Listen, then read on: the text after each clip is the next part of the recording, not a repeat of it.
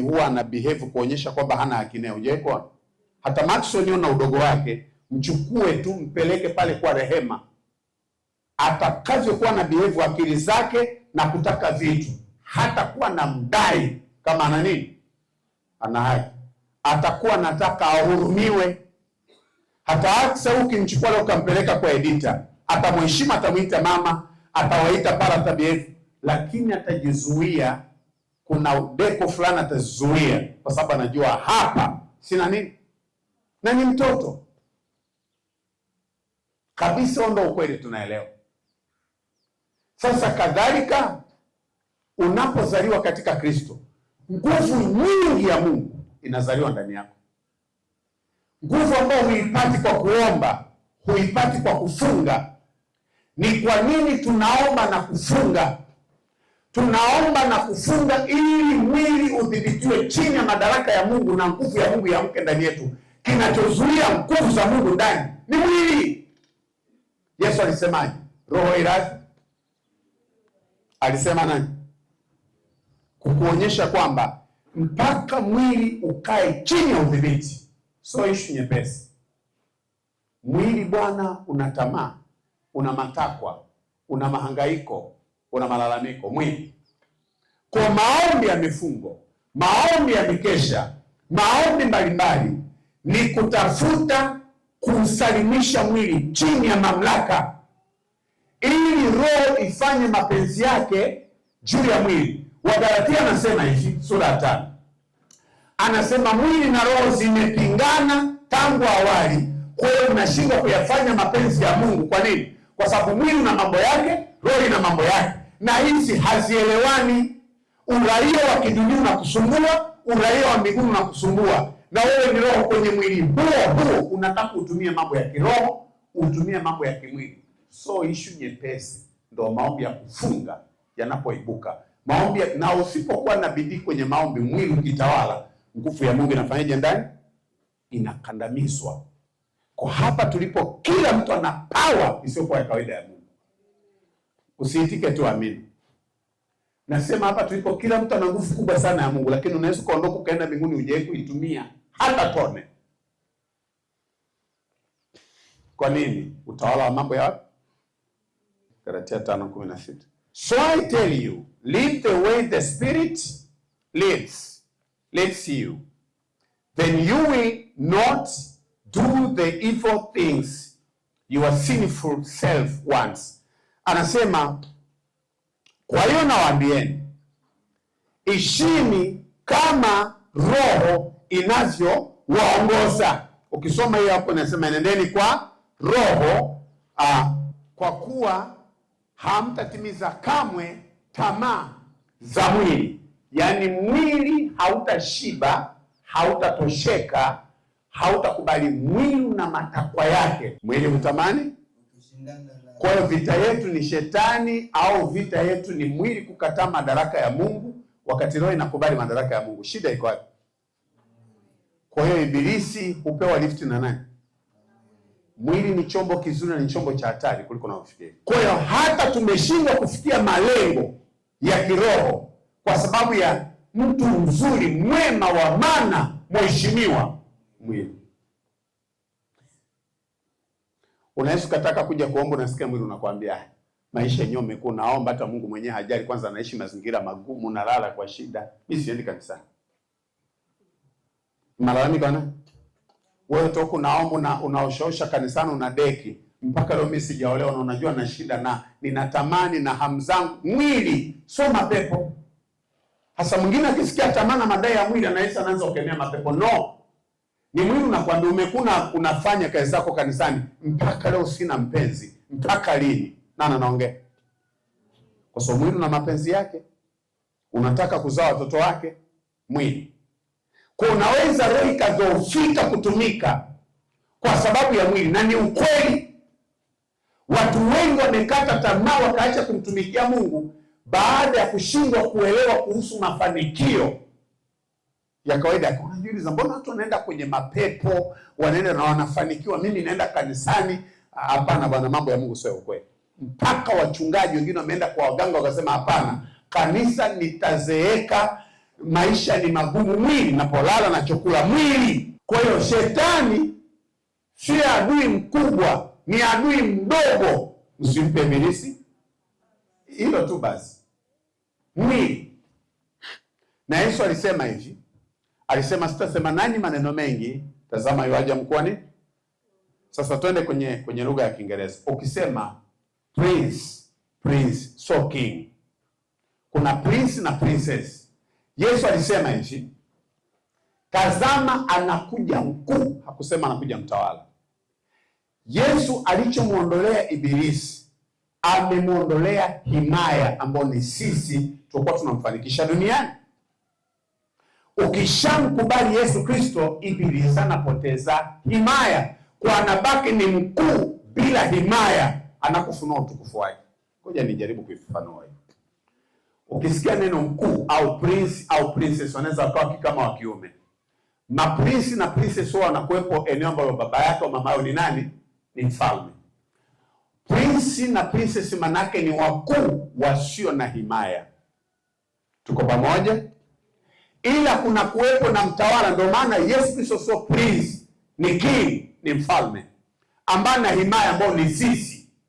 Na kwa kuwa na sisi, Yesu Kristo ana nguvu mbaya duniani na ibilisi yuko powerless. Kwa akaambiwa ukimpa nafasi akiingia ndani mwako, anamiliki kuku, anamiliki ofisi, tayari so prince, ni king. Kwa ibilisi, kwa wana wa Mungu wa kweli, so mtawala, ila ni mkuu anayetafuta state, eneo, mtu, ila miliki na mtawala, na kutoka hapo serikali yake aanze kufanya kazi.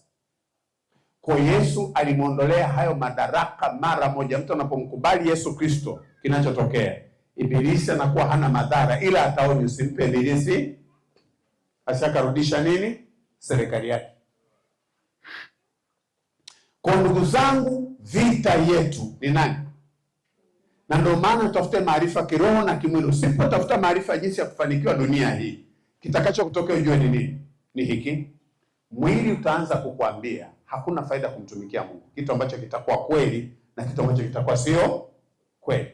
Nimesema kitakuwa ni na kitakuwa sio kweli. Ni ipi? Kuna watu wamekaa kanisani miaka mingi hawajawahi kufanikiwa, na wakakata nini? Wakata tamaa. Na wanachokatia tamaa sio uongo, ni ukweli. Mungu Bwana hawezi kujibu, Mungu Bwana hawezi kwa hivi. Na maandiko yanasema taraja la nafsi likichelewa, la moyo likichelewa, nini kinainama? Kuolewa ukichelewa, unaona unatumika, unaenda unaangalia kile, ukiangalia mazingira hakuna kinachokuunga mkono, mwili unaanza. Nina miaka mingapi sasa hivi nazeeka? Hebu ngoja, mwaka gani nimezaliwa? Mwili huo roho imenyamaza kimya ndani, unapiga mahesabu sasa, ila kweli bwana, mbona siku sasa zinaenda? Dada mmoja mahali fulani, nakumbuka alikuwa na msimamo, alikutana naye, haleluya, Bwana Yesu asifiwe. Siku moja nakutana naye kule Tabata Segerea stand, namwambia Bwana Yesu asifiwe, anasapoa. Alafu namwangalia tumboni amefunika kitenge. Maana gani? Wamama wanajua kitenge kikianza kufunikwa hapa, kuna wakati hata kifunika hakisaidii, lakini nikamwangalia kama mtu mzima, nikasema poa, mambo vipi? Kabidi nihamie. Sikusonyinga na mtoto. Kwa nini? Alikaa kanisani akangoja, akasema hapana. Sasa kuna mbona wa dunia wanaenda na wanaolewa, akaenda na aende kidunia, jamaa kampa mtoto akapiga mtaa. Walio ulimwengu wana namna zao, ukienda wewe kuiga mbeso uraia wa huko na umii. Akatoka hapa kaja akakutana na mwingine tena, akafunika tena kitenge na akala mtaa.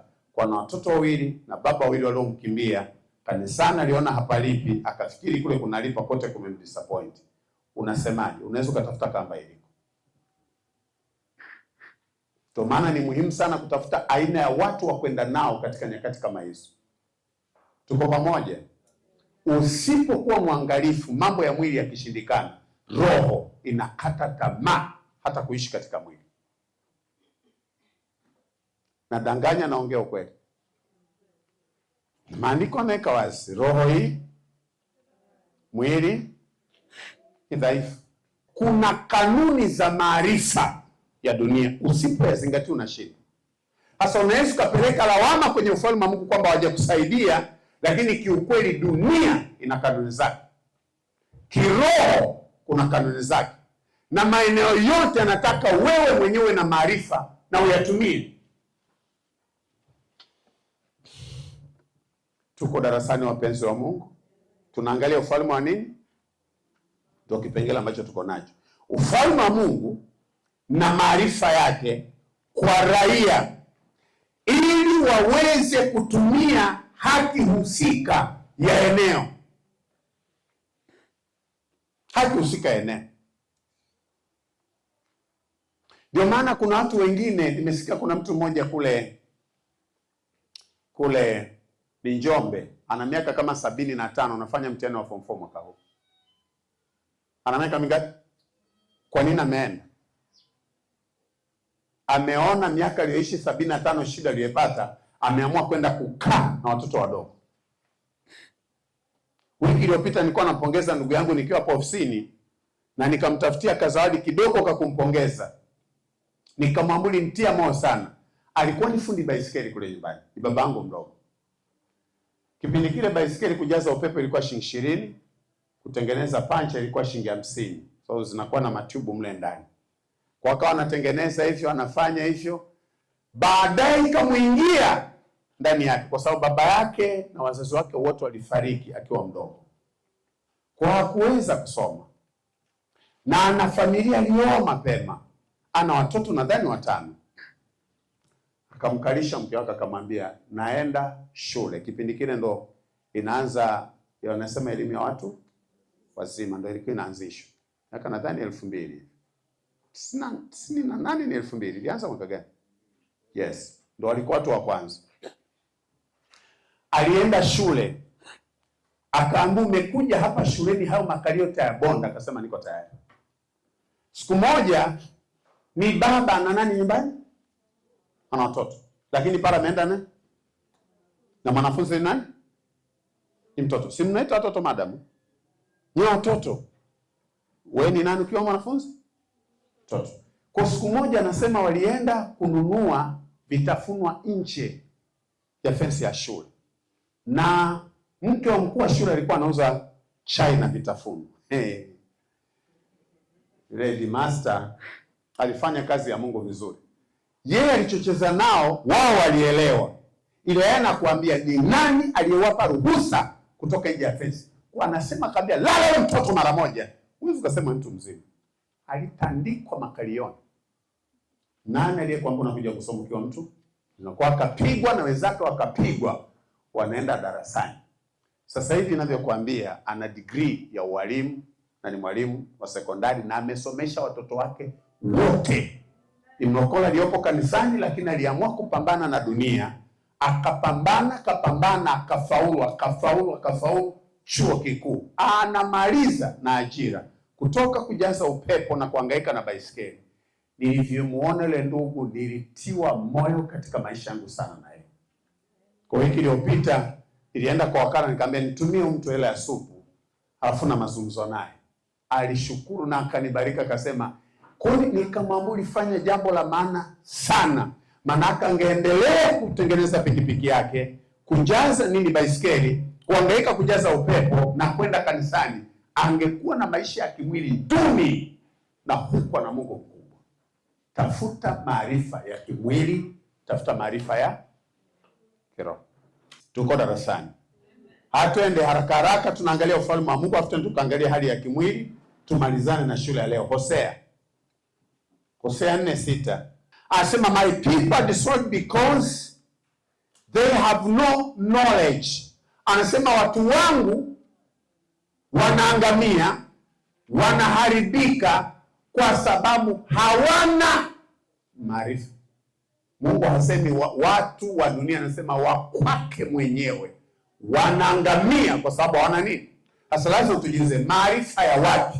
Anasema hivi, you priests, anaongea na makuhani hapa. Have refused to learn. Anasema nyie makuhani mmekataa kujifunza. Umesikia? Wanafunzi umesikia? Anasema nyie mnaangamizwa sababu hamna maarifa. Sababu ya kuangamia, mmekataa kujifunza mambo yanayohusu ufalme wa Mungu. Nyinyi ni raia wangu. ni watu wangu, lakini hamtaki kwenda shule. Kwa hiyo kwa kukosa kujifunza, mnaishi maisha ambayo sio hadhi yenu, sio haki yenu. Tafuta maarifa ya mwili, la sivyo maisha hayawezi kubadilika katika eneo husika. Anasema hivi, they have no knowledge, they are destroyed, my people are destroyed because they have no knowledge. Hawana maarifa. Anasema you priests have refused to learn. Anasema nyema kwa nimekataa kujifunza, so I will refuse to let you be priest for me. Anasema kwa hiyo mtawakataa msiwe makuhani wangu mimi, kwa sababu hamna ujuzi katika eneo langu husika. Sasa huyu ni Mungu wako. Serikali gani itakayokupa ajira wewe ambaye kufika mahali popote? Mfumo gani utakao kuruhusu wewe? Kwa maana ungeomba ukeshe. Zingatia kwamba dunia inakuhusu, rohoni kuna kuhusu. Ni nini unataka ufanye kwa dunia, nini unataka ufanye katika ufalme wa Mungu, ili kote super powers uweze kumiliki kimwili, uweze kumiliki kiroho. Yesu Kristo anaishi milele. Jamani, Yesu Kristo anaishi milele. Watu wangu wanaangamizwa wakosa nini? Ni watu wa nani? Watu wangu, anasema Mungu. Wanaangamizwa wakosa nini? Na kwa sababu wamekataa kujifunza, amesema nani wafanye nini? Kwa hiyo kama umezaliwa mara ya pili duniani, hautafuti maarifa, haujihangaishi. Yesu alisema kila talisoza kwa wakikuta huleti manufaa, wanaamua kukuvuna, unakufa uende zako mbinguni kwa sababu huna faida. Lakini hapa pia serikali zenu za hapa watakupa kitambulisho cha mpiga nini? Tuendelee mbele. Watakupa pia kitambulisho cha nini? Cha uraia. Twende kitambulisho kingine kama cha udereva. Kama hautajiendeleza na chochote, hawatakupa cheti cha form 4, cheti cha chuo kikuu, hawatakupa cha udereva, utaendelea kuviangalia vitu tu na maombi yako. Eti nadanganya? Nauliza, nadanganya? Na Mungu anafanya hivyo hivyo. Kama mchungaji hana maarifa, hatafuti kujifunza, atakuwa mchungaji ambaye mbinguni hawatampa ushirikiano. Kwa kinachozuia nguvu za Mungu ndani ni mchinga uitoa mwili. Kila mtu hapo na nguvu sio kwa kawaida. Kwa nini? Simetokana na kuzaliwa. Kwani nyoka ile awe na sumu anaomba mara ngapi? Anapata sumu kwa automatic kwa njia ya kusema tuna power hapa tulipo sivyo kawaida. The Lord said, my people are foolish. Mungu anasema watu wake nani? Wapumbavu. Watu wa nani? Wako kwenye nchi ya mbinguni lakini wa nini? Ndio maana Mungu hataki watu wakitoka hapo wakajenge. Anaamua kujenga mwenye anafahamu. Unaweza kaishia tu kwa unalala barabara za mbinguni. Sasa nishazoea duniani bwana, mahangaiko ya nini? Mimi mradi nimeingia wapi? Twende nisomee ndio. Kwa maana watu wangu ni wapumbavu, hawajui. Hawafanyi nini? Hawanijui. Hawafanyi nini? Hawanijui. Ili ujue kitu nataka ufanye nini? Kujifunza. Ni watoto waliopungukiwa na akili. Huyu ni Mungu anaongea na watoto wangu mimi ni wapumbavu, hawajui, alafu wamepungukiwa na nini? Na akili. Wala hawana ufahamu. Wala hawana ufahamu. Ni watoto waliopungukiwa na akili wala hawana ufahamu, ni wenye akili katika kutenda mabaya. Yaani anasema mambo anayofanya hayana hata maana, yametokana na ujuzi waliojifunza mambo hayo. Kumeona Hosea na Yeremia wanaungana kwamba kwenye ufalme wa Mungu hufaidiki tu kwamba uko kwenye ufalme. Elimu. Kilichoamua maisha yako kama ilivyo katika hali ya mwili ni ujuzi ulionao kwenye himaya ya Tanzania.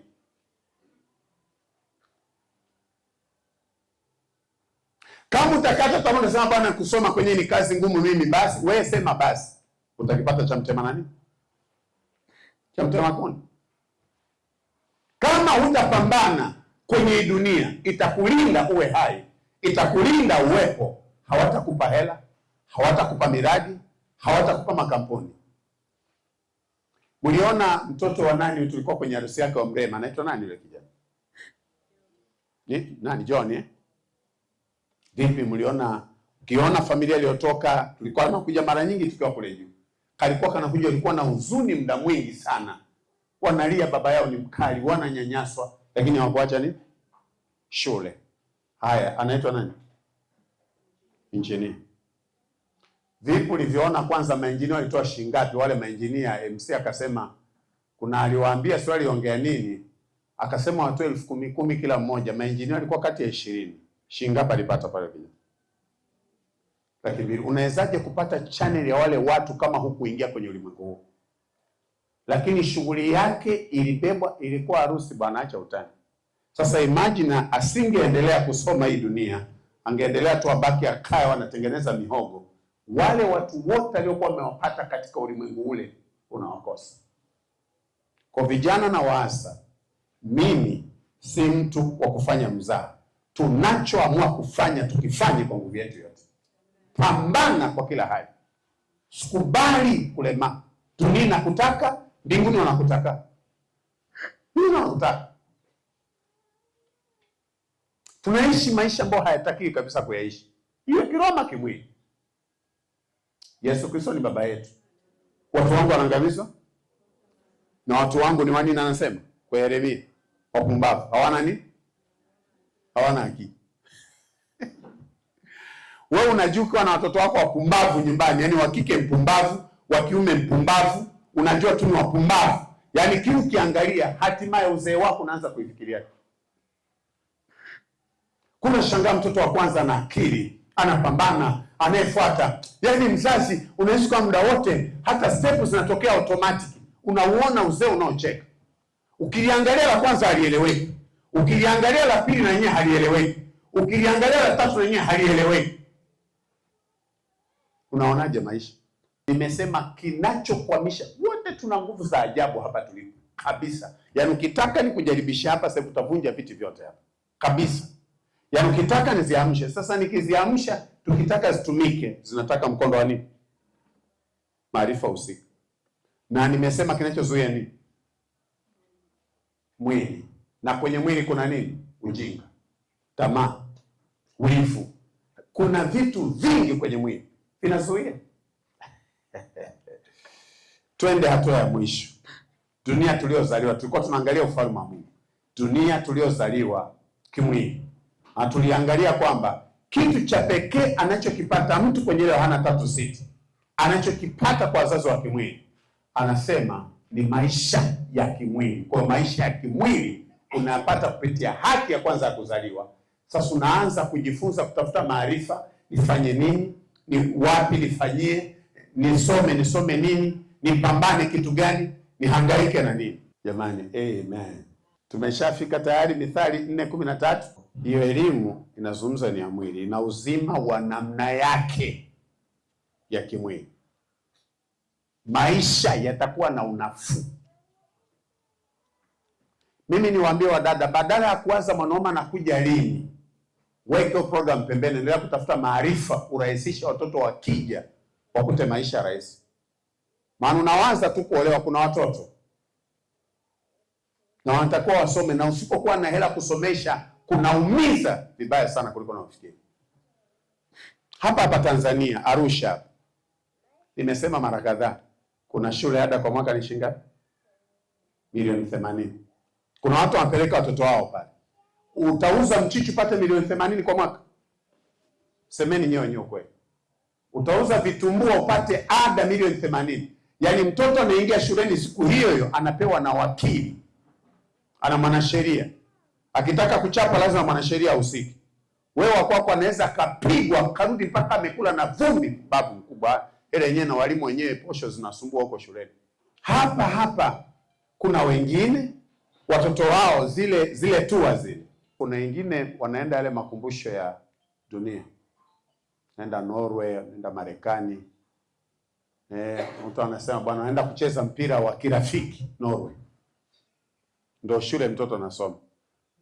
Wako kiambia mpira wa kirafiki ni hapo Kinyerezi. Tuko wapi? Ni hapa duniani anaendelea. Yaani ukisikia tu wanasema shule na michezo ya kirafiki, ujue ni wanafunzi wa shule fulani labda na Ujerumani Alafu wakitoka hapo wanaenda kuangalia makumbusho ya dunia, hela yote imelipwa. Mtoto akitaka kula chakula anapewa nusu kuku. Wakwako shuleni waambie wana wakina Amerika wakina Enjo wanavyohangaika.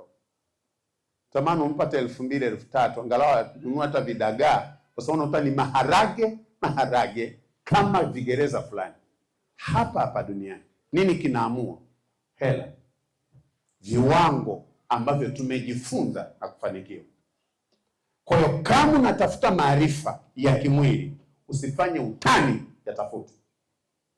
Kama unatafuta maarifa ya kiroho, usifanye utani, yatafute.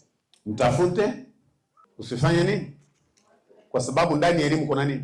Haya, umesikia kuna watu wanapeana uwaziri mkuu, ghafla mtu ametoka hapa tayari ameshika nchi. Kitu gani kimempeleka pale? Ni Mungu tu au kuna nini? Sasa watu wa Mungu wanaamini Mungu tu atakuinua. Acha ujinga. Ukizaliwa kwa baba na mama uko duniani, pana utaratibu wake. Ukizaliwa katika Kristo uko mbinguni, kuna utaratibu wake. Sasa uishi kwa taratibu zote kwenye dunia hii. Ndio mahali panafika mambo ya kiroho yamewashinda watu, mambo ya kimwili yamewashinda watu, wanaanza natamani kwenda juu. Kwa nini? Hapa pamefanya nini?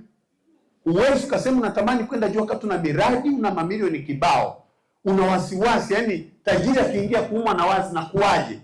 Lakini maskini mahali pa pekee pa faraja ni wapi? Wewe ukiwa na hela swala kifo linauma bwana, usidanganye mtu. Yaani sasa hivi hapa witness akute nimejenga state ya kueleweka. Kuna magari, maisha yapo. Afu aambiwe tunaona kuna kifo mbele. Ndugu yangu atafunga kisambaratishi. Kwa sababu nawaza haya maisha sasa mbinguni kweli ni kuzuri. Sina uzoefu kutakuwa. Lakini raha hii naiona. Sometimes watu wameomba wafe kwa sababu ya tabu wanazopitia. Kwa ni wasihi, tafuta maarifa, acha ujinga. Tafuta vitu vya kujifunza, anza hata na kidogo kidogo. Nenda nacho. Tafuta ni lugha, tafuta kutengeneza, tafuta. Anzia mahali unapoweza kufanya. Acha kukaa mnyonge, badili lifestyle yako. Pambana katika jina la Yesu. Hebu niahidi, sema nitapambana. Dunia tuliozaliwa kimwili inatutaka tujifunze mifumo yake. Kwa nini tujifunze? Sisi ni raia wa mbinguni. Twende nikupeleke kwenye andiko. Hatuna haja hata kufungua Biblia, Yohana 3:16 kwa maana jinsi ulimwengu ni nini? Ni mifumo. Mifumo ya dini, mifumo ya serikali, mifumo ya kisiasa, mifumo ya vikundi mbalimbali, mifumo ya kijamii na kadhalika. Mungu aliangalia jinsi mifumo ilivyosukwa ya dunia, aliipenda.